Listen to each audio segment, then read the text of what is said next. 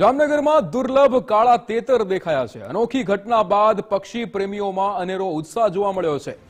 Black Franklin એટલે કે કાળા તેતર જોવા મળ્યા છે। ગુજરાતમાં માત્ર કચ્છમાં જ આ પક્ષી જોવા મળે છે।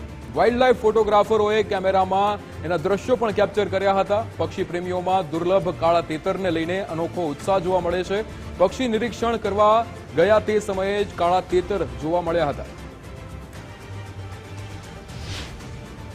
કચ્છમાં એકવાર એક એવા કોલ સાંભળેલા હતા કે જે કાળા તેતર એટલે કે બ્લેક ફ્રેન્કોલિનના હોવા જોઈએ એવું લાગ્યું, પણ પછી ધીમે ધીમે આગળ જતા ખબર પડી કે આ બ્લેક ફ્રેન્કોલિનના જ કોલ છે। તો અમને ભરોસો નહોતો આવ્યો કે આ હોઈ શકે અહીંયા।